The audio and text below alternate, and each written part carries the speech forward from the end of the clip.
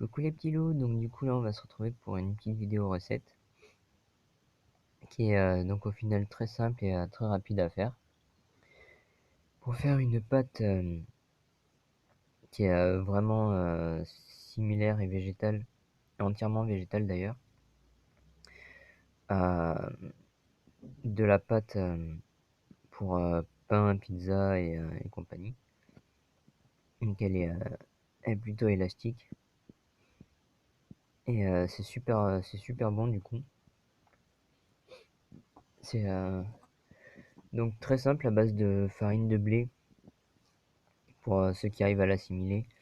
Et à base de, glu- à base de gluten, donc du coup des céréales qui sont dotées de gluten, pour que ce soit très élastique.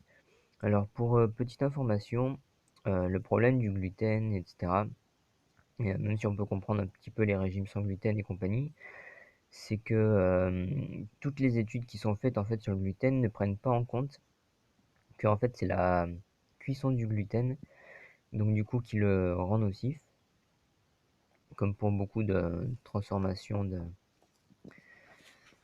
d'aliments. C'est pour ça que l'on mange cru et que si par exemple les céréales et légumineuses et autres types de graines, fruits à coque et compagnie sont souvent chauffés, c'est en fait pour détruire en fait les inhibiteurs d'enzymes. Mais c'est complètement inutile parce que du coup, quand on s'y connaît un petit peu en, en cru, le truc c'est que tout ce qui est graines et compagnie, en fait les inhibiteurs d'enzymes peuvent très bien s'enlever avec le trempage. Et du coup, la germination des graines. Donc là, par exemple, pour donner quelque chose d'encore plus élastique à la pâte, c'est des graines de chia qui sont trempées en fait et ajoutées. Et donc du coup, c'est super bien parce que du coup, ça permet de donner quelque chose d'encore plus élastique. Ensuite, de la racine de kudzu en poudre. Tout simplement comme ça, vous pouvez en trouver en boutique bio. Suffit d'en mettre avec à peine une petite touche d'eau et même parfois la réchauffer un petit peu au bain-marie et ça vous donne donc du coup un gélifiant en fait naturel assez simple. Ça peut être utilisé pour différentes recettes. Donc du coup là par exemple c'est super facilement malaxable et voilà, ça laisse quasiment aucun résidu sur les mains. Donc après j'ai rajouté du vinaigre de coco qui est cru, donc non pasteurisé. Euh, du bicarbonate de soude. Par contre, j'ai plus de citron, donc je voulais en rajouter, mais je l'ai fait dans la précédente recette, c'est super bon aussi. Ça va donner un goût un peu acide, un peu fromagé de certains fromages qui sont fermentés légèrement acides. Par contre, du coup, pour compenser, j'ai rajouté de la choucroute un peu broyée et des olives. Donc très peu d'eau, je vais y rajouter aussi de la poudre de cacao. Et j'ai mis du sel fin rose d'Himalaya. Alors, quelque chose qui est important avec le sel de l'Himalaya, c'est que ça ne contient pas que du sodium et donc du coup de l'iode. C'est que ça contient énormément, enfin ça contient absolument tous les minéraux parce que du coup le sel de l'Himalaya, contrairement au sel raffiné en fait, etc. Ce qui est bien, c'est qu'en fait il est fossilisé en fait à la base. C'est un sel qui est récolté en fait dans des endroits où c'est un peu fossilisé et qui est ensuite juste un peu broyé, mis en poudre et à basse température évidemment.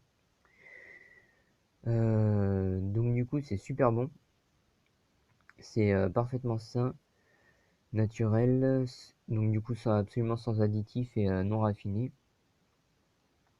Et ça permet en fait justement de pouvoir garder énormément de minéraux. Donc après pareil, hein, les problèmes du sel, tout ce qui va être, bon, hormis l'excès évidemment, mais tout ce qui va être par exemple dû à des problèmes cardiaques, ce genre de choses, de tension et autres, et de thyroïde, c'est seulement en fait cuit. Parce que justement cru, ce qui est bien, c'est que ça améliore en fait c'est justement ses facultés, comme tous les aliments, les nutriments, les différents types de matières que l'on consomme, etc., qui sont comestibles. C'est la transformation par la chaleur en fait qui est nocive. Par contre, attention quand vous consommez cru, il est impératif aussi de connaître la méthode de consommation de certains aliments. Par exemple, les fruits, ça se mange mûr. Pareil pour les légumes, les plantes, etc. Les graines, ça se consomme normalement, du coup, trempé et germé. Ce genre de petites choses. Donc du coup, c'est très simple à voir et à faire. Et ça permet justement de bien manger. Donc, par exemple, on voit beaucoup de choses qui... j'en parle un petit peu parce que du coup, j'ai vu ça là vite fait sur des forums. Il y a beaucoup de gens en fait qui avec le cru perdent un petit peu les dents, ce genre de choses. Mais ce qu'il faut prendre en compte, absolument de façon très très importante, sur ça, c'est que le cru en fait ça apporte énormément de nutriments. Mais pouvoir garder en fait une bonne alimentation, il ne faut pas manger en fait que certains aliments que vous allez consommer régulièrement. C'est absolument important en fait de manger les aliments selon les besoins du corps. Donc si vous êtes en besoin de refaire en fait les gencives, les dents, etc., il faut consommer beaucoup de calcium. Et le calcium, du coup, on en trouve dans beaucoup de plantes, notamment tout ce qui va être fruits à coque. Donc ce qu'on appelle fruits secs, noix, amandes et compagnie. Et après, du coup, ça permet justement de garder une bonne dentition, des bonnes gencives et tout ça. Donc du coup, voilà. Bon, après, j'ai rajouté, bon, pour la pâte, pour revenir à ça, j'ai rajouté de l'huile. Une bonne dose d'huile, ce que j'ai fait en fait avec euh, c'est un stérilisateur de bocaux. J'aime moyennement le mot stérilisateur, mais ça permet en fait juste de réchauffer de l'eau, en gros. Et heureusement, euh, il est euh, donc on voit peu, mais il est réglable à 30 degrés. Donc du coup, ça c'est vachement bien parce que même dans le cru, par exemple, on voit beaucoup de déshydratation à 42 degrés. Mais 42 degrés, je trouve que c'est quand même très chaud parce que naturellement, au soleil, par exemple, on a plutôt tendance à se mettre à l'ombre quand ça commence à dépasser les 30 degrés. Et quand on sait que, par exemple, la fermentation d'alcool se fait à partir de 34 degrés environ, il est préférable de déshydrater en fait à 30 degrés, même si c'est un peu plus long. Donc là, par exemple, la pâte, elle est crue, elle va être bien humide. Et je pense que je vais en manger justement une partie comme ça. Comme ça fera une sorte de...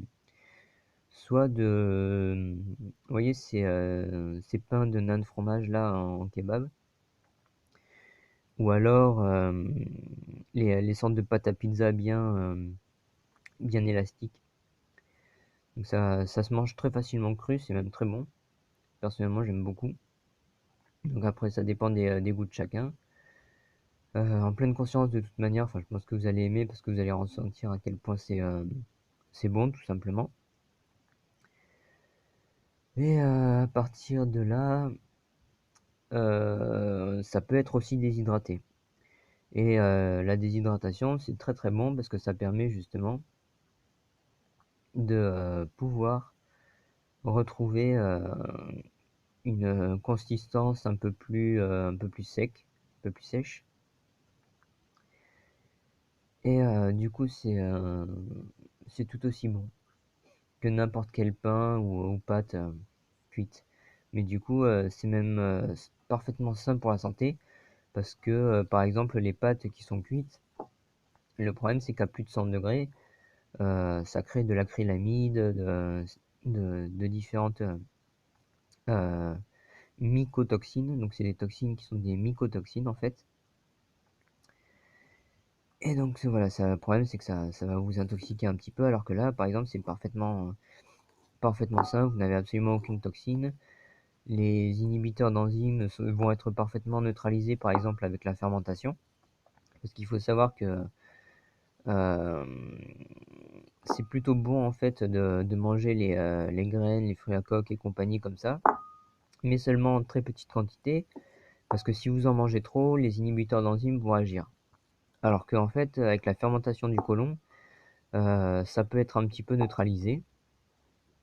Et si vous faites fermenter justement au soleil ce genre de graines, que ce soit en pâte comme là ou d'autres choses, du coup ça va être très facilement, très facilement neutralisé en fait par la fermentation.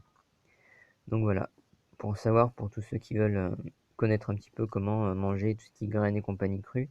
Donc ça marche pour les légumineuses, tout ce qui va être tofu ou ce genre de choses. Je vous conseille en fait de le faire maison, de faire tremper par exemple les graines de soja, ce genre de choses, germer si elles le peuvent, et si elles sont coupées en deux comme certaines graines que l'on peut trouver en commerce ou autre, vous les faites fermenter en fait tout simplement au bout d'un moment, et ça va vous donner quelque chose de parfaitement assimilable dans le corps.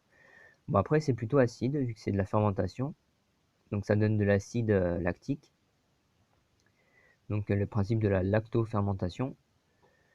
Et pour compenser ça, en fait, tout simplement, c'est très simple. Vous pouvez manger beaucoup de fruits, légumes et autres plantes qui sont plutôt alcalins à côté. Donc voilà, c'est un petit peu tout pour cette recette. Je pense que je vais y rajouter un petit peu de thym, laurier et origan comme la précédente recette. Ça donne un goût assez prononcé, et des bienfaits aussi assez importants. Par exemple, là où on est encore en février, c'est encore un petit peu l'hiver, même s'il commence à faire de plus en plus chaud. Les nuits sont quand même froides et ça permet justement de bien faire circuler le système immunitaire, le système lymphatique. Donc du coup, par exemple, c'est très bon pour les bronches et compagnie, pour le système digestif aussi en général. Donc voilà, j'espère que ça vous aura plu, que les explications sur cette alimentation crue vont vous satisfaire et vont vous permettre de pratiquer si vous en faites le choix, et de vous mettre à vivre sainement aussi. Donc pensez bien, hein, essayez de commencer en fait par la respiration et la concentration, comme expliqué dans différentes vidéos. Et après vous verrez que tout viendra en fait naturellement, instinctivement. Donc voilà, c'était Guanine, je vous dis à la prochaine vidéo, à plus tard. Ciao, bonne journée à vous.